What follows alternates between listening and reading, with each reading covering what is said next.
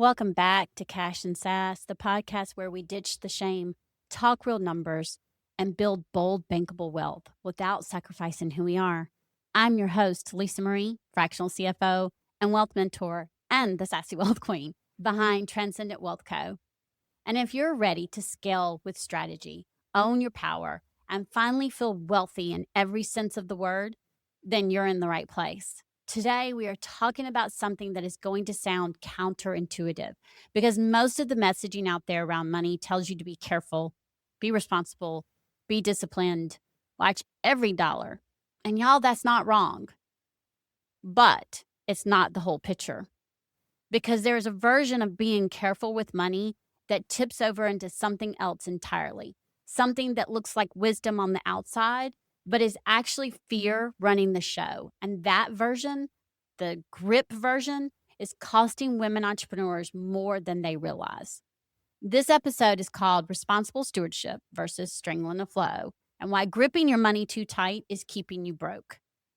And if you have ever stressed over a necessary investment, refused support you clearly needed, or made every single financial decision from a place of what if instead of what is, this one is going to name something you have probably never had language for before. Okay, let's get into it. Let me start by honoring something real, okay? Being responsible with money is a good thing. Do not get me wrong on this, okay? I speak this, I talk about this, I teach this. Being responsible with money is a really good thing. Tracking your expenses, knowing your numbers, being intentional about where your dollars go. That is stewardship, and it's something I teach. It's exactly what I teach. And that's what separates women who build lasting wealth from the ones who stay stuck in the cycle of making and spending with nothing to show for it. So I'm not here to tell you to stop being careful, to stop being intentional. That is not what this episode is about, okay? I'm here to tell you that there is a line. And when you cross it, being careful stops being a strategy and it starts being a cage.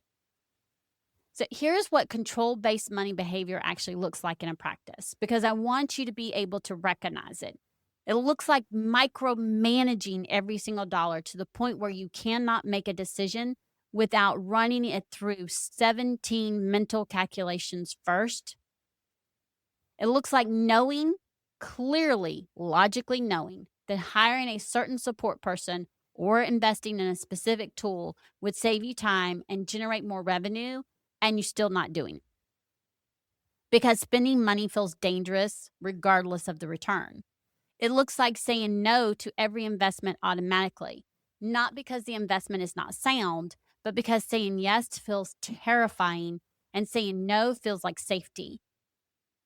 It looks like making financial decisions not from what the numbers actually say, but from the anxiety in your chest when you think about money moving.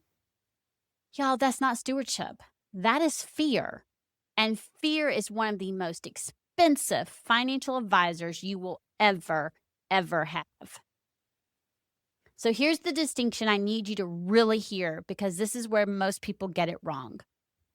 We tend to think that the grip, the tightness, the control, the refusal to let money flow in and out is a response to our circumstances. Like, of course I'm holding on tight. I've been through hard seasons. I know what it feels like to not have enough. I know what it feels like to watch money disappear. So I hold on. That makes sense, right? You're saying all that. And I hear it and I understand it. And if you've been listening to my episodes or watching my podcasts and listening to my podcast, then you know, okay? You know my story. You've heard it. I do get it. But here's what I have watched happen with women who operate from that place, including myself. The circumstances change. The income grows. Your rainy day savings gets funded. The business stabilizes. However, the grip does not loosen. But because the grip was never really about the circumstances to begin with. The grip comes from scarcity. And scarcity is a mindset, not a bank balance. Scarcity is the deeply embedded belief that there is not enough or there never will be enough. That what you have can disappear at any moment. That abundance, it's believing that abundance is temporary and lack is the default. And when that belief is running in the background of your financial decisions, y'all, it does not matter how much money you are making. The fear of losing it will always feel louder than the evidence that you are okay. Trust me, I have even caught myself in it. And I want to be honest about that because I think it matters. I am a fractional CFO. I teach this, I live this work every single day, and I've still had moments sitting in front of my own numbers, looking at a clear investment opportunity that made complete strategic sense. And I still hesitated because that was where the grip showed up, where the old scarcity story tried to override the strategy. Because knowing something intellectually and being free of it emotionally are two completely different things. And the work is ongoing for all of us. The difference is now I can catch it, I can name it, and I can ask myself the question that changes everything. Is this a strategy decision or a fear decision? And I'm always honest when I ask it because those are not the same thing and they should never be treated like they are. Okay, so let me talk about this from a purely financial perspective for a moment because I think when we name the actual cost, it becomes harder to justify the grip. When you refuse to invest in support, a team member, a system, a tool, because spending money feels unsafe, what are you actually choosing instead? You are choosing to keep doing everything yourself. Trust me. Been there. Which means your time, which is the most finite resource you have, which to me is more valuable than money, okay? It stays consumed by tasks that are not in your zone of genius. Which means you cannot focus on the work that actually generates revenue, which means your growth is capped not by your potential, but by your capacity. And your capacity is capped because you will not invest in expanding it. That is a real financial cost, measurable, significant. When you make every financial decision from fear rather than strategy, you're not protecting your money. You are freezing it. And frozen money does not multiply. It does not work for you. It just sits there while the opportunities that require a yes pass you by. When you micromanage every dollar to the point of being paralyzed, you exhaust yourself in the process. And y'all, an exhausted CEO does not make good decisions. She makes reactive ones, which ironically creates, you ready for it? More financial risk, not less. The grip feels like protection, and it's not. What it is actually doing is keeping you small, is keeping your business small, and is keeping your wealth potential small. Responsible stewardship allows money to move with intention. Scarcity-driven control stops money from moving at all. There is a profound difference between those two things, and it's really important that we recognize that and we see it. Okay, there's 3 ways that you can loosen the grip without losing your mind. And I'm not going to tell you to just let go and trust the universe. That's not how I operate, and it's not how I teach. What I am going to give you is practical. Okay? Step 1, learn to tell the difference between a strategy decision and a fear decision.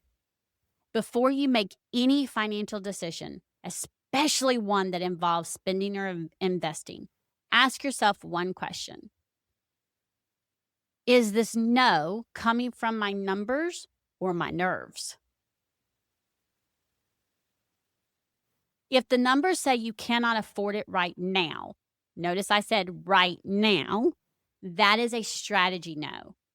It's responsible, it's grounded, and it's appropriate.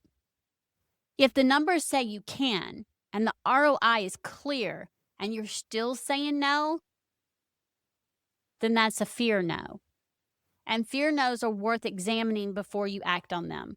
You do not have to say yes to every investment. That is not what I'm saying.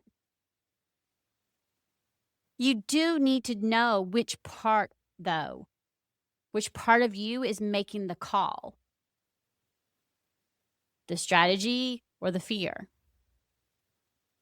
Step 2, pick one place where you have been gripping and make a strategic yes. Notice I said strategic yes. I don't want you making a reckless yes. I want you making a strategic one. Look at your business right now and identify one area where you genuinely know that an investment would move the needle. Something that you've been putting off because the timing is wrong, not because the timing is wrong, but because spending feels scary. Make the yes, follow through, and then watch what happens. Not just to your business, but to your relationship with money. Because every time you make a strategic yes and it works, you're sending your nervous system and your body new evidence that money can move and come back, that flow is not the same as loss. Y'all, money is meant to flow in and out. The evidence compounds just like interest does. Step 3, create a decision framework so that strategy leads, not fear. Okay. And this doesn't have to be complicated, okay? It can be as simple as 3 questions you ask before any significant financial decision. And this is actually what I do. Does this align where I am trying to take my business in the next 90 days? Is the potential return in time saved, revenue generated, or capacity expanded worth the investment? Am I saying no because it is genuinely not the right move or because spending money scares me? Now, when you ask those 3 questions create a pause between the feeling and the decision. You have to be honest with the answers, but the pause is where the strategy lives. Now, here's what I want to leave you with today. Loosening the grip does not mean being careless. It means being intentional instead of fearful. It means letting strategy lead instead of scarcity. Y'all, it means building a relationship with money that is grounded in confidence instead of control. And that shift, as powerful as it is, does not happen just from listening to a podcast episode. It happens when someone walks alongside you through your actual numbers, your actual decisions, and your actual patterns until the new way of thinking becomes your default. And that's exactly what we will do together in my 2-week Money Move Voxer coaching. For 2 full weeks, you get direct access to me through Voxer. We look at where the grip is showing up in your financial decisions. We look at where fear has been masquerading as responsibility. And then we build a clear strategic framework for making money decisions that are rooted in confidence, not in control. And here's the big thing, and it's aligned with your values and your goals. Okay? Because you did not build this business to be afraid of the very resource that makes it run. The link to book it is below in the show notes. Learn more, go check it out.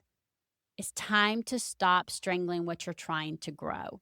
Let's get started. Until next time, remember, confidence and cash are the ultimate power duo. Go check in with your money, and as always, have a fantastic and wealthy day.